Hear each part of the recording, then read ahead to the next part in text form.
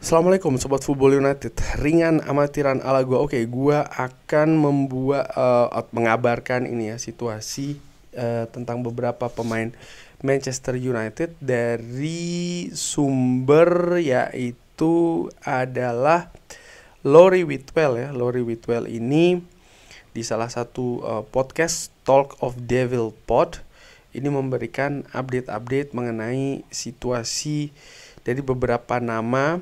Langsung aja gue ingin mulai dari apa yang dikatakan terkait dengan Rasmus Højlund. Pembicaraan terkait dengan Rasmus Højlund ini semakin meningkat ya, karena Benjamin Sesko telah datang dan bagaimana Ruben Amorim tidak mengangkat Rasmus Højlund dari bangku cadangan ketika menghadapi Fiorentina. Artinya dia tetap duduk di bangku cadangan dan tidak bermain ya. Tentu saja dia juga sebelumnya bermain dari bangku cadangan dan bermain kurang lebih 18 menit ketika menghadapi Everton. Ini menunjukkan menurut Laurie Whitwell ya. Sebelumnya mungkin sobat bola yang tidak tahu siapa itu Laurie Whitwell, dia adalah jurnalis dari The Athletic, salah satu jurnalis yang memiliki kredibilitas sangat tinggi, bahkan sering juga pemberitaannya itu diambil oleh jurnalis-jurnalis lain, bahkan sering juga oleh Fabrizio Romano ya. Oke, gue lanjutkan. Ini menunjukkan bagaimana niatan dari klub. Ini menunjukkan bahwa ini menunjukkan ya kepada Rasmus Højlund apa yang mereka akan lakukan terhadap sang pemain. Kurang lebih klub ini mengatakan bahwa ya kalau tetap ingin stay, ya tetap stay, tapi menit bermain akan sulit untuk didapatkan.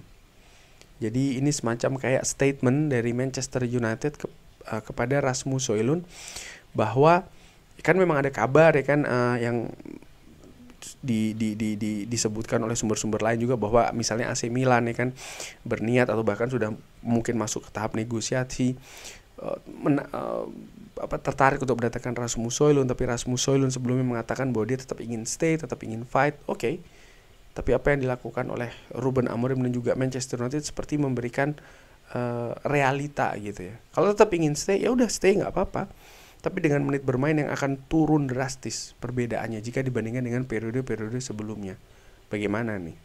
Dan menurut gue memang inilah realitanya. Manchester United mendatangkan Benjamin Sesko itu bukan untuk menjadi pilihan nomor 2. Jelas Benjamin Sesko ini diplot sebagai pilihan utama, posisi lini depan. Proyeksi dan juga harapannya seperti itu. Ini bahkan akan dilangsungkan ataupun dilakukan ya dari awal musim ini. Sehingga untuk Rasmus Højlund dia memang betul-betul harus menganalisa dan juga berhitung peluang dia akan merebut tempat ataupun mendapatkan menit bermain yang besar. Tentu saja terbuka, tapi ini bukan hal yang mudah. Di sisi lain ya, bagaimana Mason Mount juga disebutkan oleh Laurie Whitwell ini, bagaimana memulai ya, ketika itu memulai Mason Mount ketika menghadapi Fiorentina di depan, didahulukan dari seorang Rasmus Højlund. Ini juga menunjukkan niat yang jelas apa yang sedang dipikirkan oleh Ruben Amorim dan juga klub. Artinya memang klub ini sudah mempersiapkan betul pintu keluar untuk Rasmus Højlund. Seperti yang gue sebutkan di video-video sebelumnya. Mengusir secara halus, mungkin katakanlah seperti itu ya, untuk Rasmus Højlund sendiri. Cuman klub juga tahu bahwa sang pemain juga tentu saja berpengaruh ya di dalam pergerakan ini. Saat ini keadaannya Rasmus Højlund tetap ingin stay di Manchester United ya. Realitanya bahkan Ruben Amorim lebih memilih untuk menempatkan Mason Mount di depan dan menempatkan Højlund di bangku cadangan, bahkan tidak diberikan kesempatan ketika menghadapi Fiorentina. Ini merupakan sebuah katakanlah treatment. Sekarang menurut gue ya, ini juga membuktikan atau menguji katakanlah karakter dari seorang Rasmus Højlund. Gue tidak menilai apakah dia ini akan membuat keputusan yang benar atau salah, apakah dia ini kuat atau lemah, enggak sih. Tapi seberapa kuat keinginan dia untuk tetap stay di Manchester United. dengan keadaan menghadapi Fiorentina kemarin ya, dimana dia tidak dimainkan, posisinya justru diisi pemain yang bukan striker, Mason Mount dalam hal ini. Kalau dia tetap memilih stay, ya inilah resiko yang harus dihadapi, tantangan besar.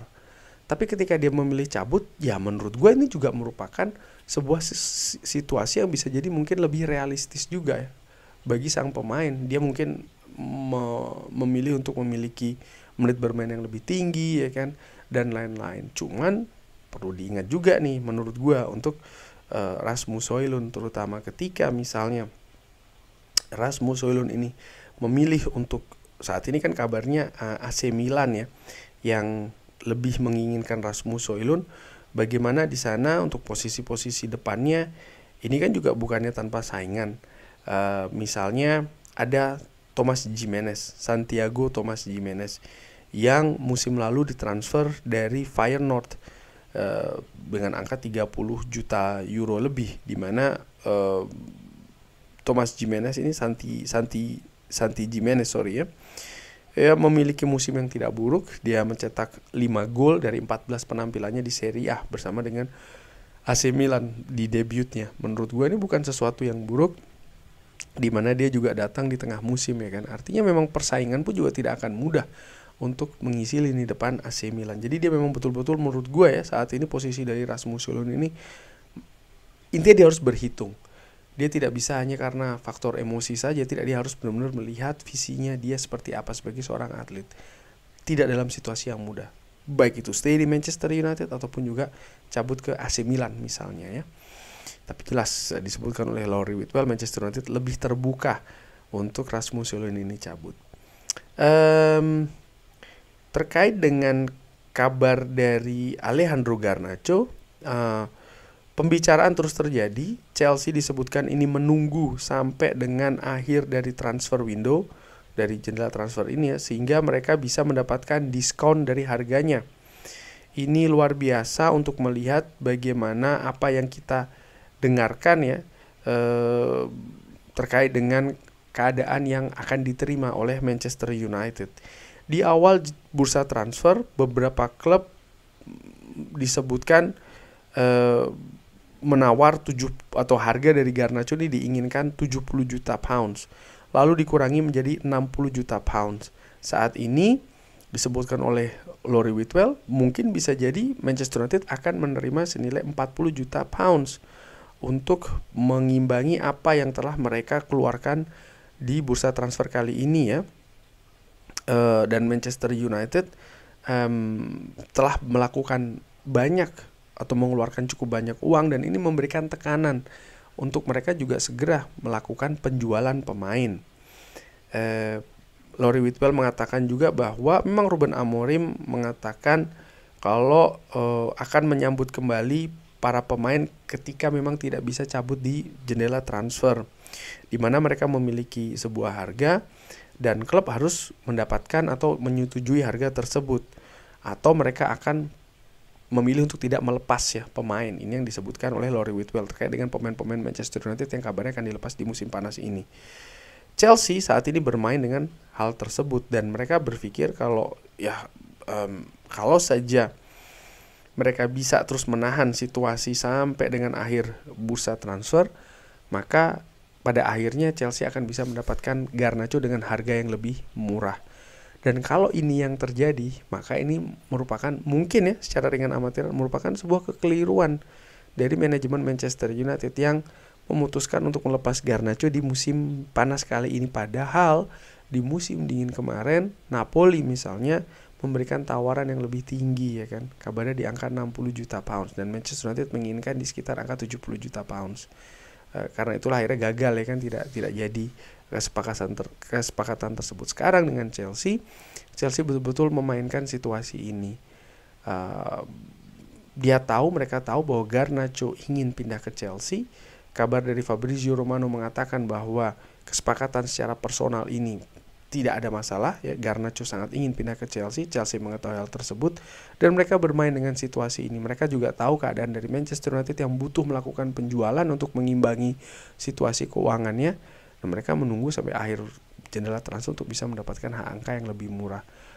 Wow, ya gue harapkan tidak lebih jatuh dari 40 juta pound sih. Mudah-mudahan seperti itu. 40 juta pound artinya sekitar 55 juta euro, karena sebenarnya dari Rashford juga ya dan juga Garnacho, dua pemain ini kan bisa mendatangkan keuntungan 100% bagi Manchester United dari sisi PSR, dan ini sangat penting bukan hanya untuk musim ini saja ya, transfer musim panas kali ini, tapi juga operasional Manchester United di bursa transfer khususnya untuk periode-periode selanjutnya. Ini kan sangat penting sekali. Jadi ya gue harapkan harga dari Garnacho ini tidak terlalu drop ya.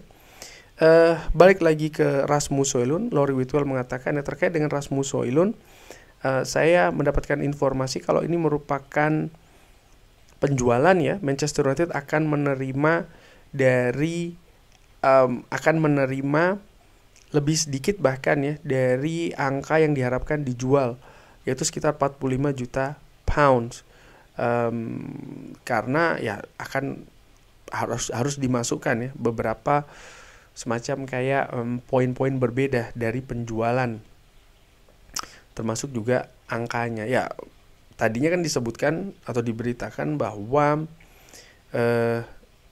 Rasmus Højlund ini butuh dilepas sekitar angka 48 juta euro untuk keseimbangan PSR. Dan dengan keadaan Manchester United yang sudah mendatangkan Benjamin Sesko, kalau seandainya ada klub yang menawar atau ingin membeli Rasmus Højlund secara permanen, Manchester United siap untuk mendiskon harganya. Wow, ini juga situasi yang menarik, di mana ini kan bisa mendatangkan kerugian dari sisi PSR, dan artinya juga Manchester United harus mencari cara nih bagaimana bisa menutupkan kerugian tersebut. Tapi kalau mereka sudah menemukan formula yang tepat ya tidak apa-apa sih. Kalau mereka ingin melakukan hal tersebut, asal itu tadi mereka melakukannya dengan pertimbangan yang bagus sehingga tidak mempengaruhi pergerakan operasional di bursa transfer untuk periode-periode selanjutnya, karena ini kan terus menerus project merombak skuad ini bukan hanya di bursa transfer musim panas kali ini, tapi akan berlanjut mungkin di musim dingin, pastinya juga di musim panas tahun depan. Dan apa yang dilakukan musim ini di bursa transfer, pembelian, penjualan, angkanya berapa, ini kan memiliki pengaruh yang sangat-sangat dekat dan juga lengket katakanlah seperti itu ya pengaruhnya dengan apa yang dilakukan di masing-masing bursa transfer. Carlos Baleba. Brighton ini meminta uang yang banyak ya untuk Carlos Baleba. Laurie Whitwell tidak mengetahui angka pastinya, dan dia berpikir juga ini belum disebutkan sebenarnya angka berapa yang diinginkan oleh Brighton, walaupun simpang siurnya sekitar 100 juta euro, kabarnya seperti itu. Manchester United jelas berpikir bahwa mereka punya peluang untuk hal ini. Kalau tidak ya mereka tidak akan memasuki tahapan pembicaraan. Lalu disebutkan juga ya, saat ini memang masih dengan intermediaries atau penengah, kurang lebih seperti itu. Seperti yang dilaporkan oleh David Ornstein, dengan Brighton juga melakukan pembicaraan ini dengan pihak tengah. Manchester United merasa bahwa musim panas kali ini adalah waktu yang tepat untuk berusaha mendatangkan Carlos Baleba, karena kalau ditunggu sampai musim panas tahun depan disebutkan klub-klub lain akan bersaing juga ya. Jadi inilah periode tepat untuk bisa mendatangkan Carlos Baleba. Apakah ini bisa terjadi secara finansial? Laurie Whitwell mengatakan ya bagaimana termin pembayaran ini akan menjadi hal yang besar, artinya cicilan, bagaimana ini bisa disepakati, faktor-faktor seperti ini. Nah ini Brighton juga butuh melakukan kesepakatan juga kan ya, tapi memang untuk bisa menghindari PSR, artinya kerugian besar dari sisi PSR atau perhitungan yang memberatkan dari sisi PSR, cicilan ini salah satu cara besar ya, dan ini yang diperkirakan yang bisa digunakan Manchester United untuk mendatangkan Carlos Baleba. Itu tadi ya terkait dengan Carlos Baleba, dan juga Laurie Whitwell memberikan pendapat terkait dengan Donnarumma. Ini jelas situasi Donnarumma yang dikabarkan oleh Fabrizio Romano tidak akan memperpanjang kontrak dengan PSG, artinya memang harus cabut di musim panas ini supaya tidak cabut secara gratisan. PSG bahkan sudah mencari ganti dari Donnarumma ya kan, merekrut penjaga gawang baru. Manchester United dikabarkan berminat bersama dengan beberapa klub misalnya yang lain untuk mendatangkan Donnarumma. Berarti ya Manchester United kalau berminat mendatangkan Donnarumma musim panas kali ini, mereka harus membayar biaya transfer ke PSG ya, dan juga gaji, di mana dua hal ini tentu saja bukan angka yang murah dan mudah bagi Manchester United. Gaji dari Donnarumma lebih dari 200 euro saat ini, 200.000 euro per pekan di PSG, di mana angka ini buat Manchester United bukan angka yang murah ya, melihat pemain-pemain yang memiliki gaji katakanlah di atas 200.000 euro per pekan itu juga tidak banyak. Belum lagi ada biaya transfer juga yang harus dibayarkan ke PSG. Laurie Whitwell mengatakan bahwa ya Manchester United paham juga bahwa keadaannya Donnarumma dan PSG ini sedang menuju ke arah berpisah, katakanlah seperti itu ya. Tapi belum jelas apakah akan ada progres ya terkait dengan minatnya Manchester United ini.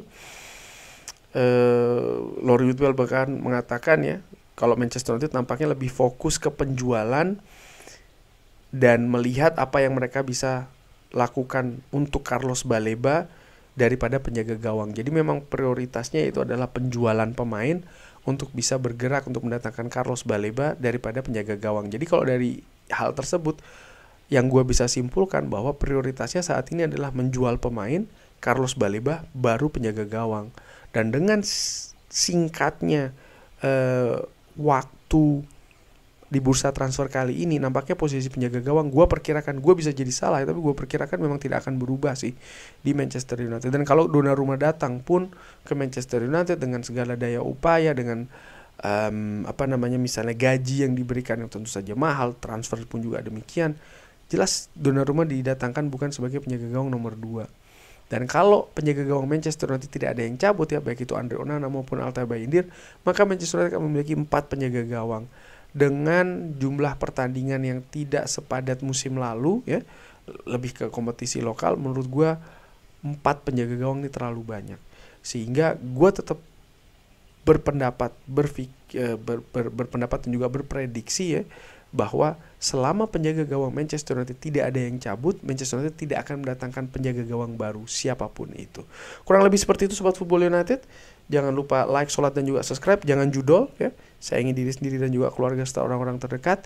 Semoga Allah mudahkan segala urusan yang positif, mudahkan segala rezekinya, dilindungi segala keluarga, dan juga sehat-sehat selalu sekeluarga. Sekali lagi jangan lupa like, sholat, dan juga subscribe. Wassalamualaikum warahmatullahi wabarakatuh. Thank you.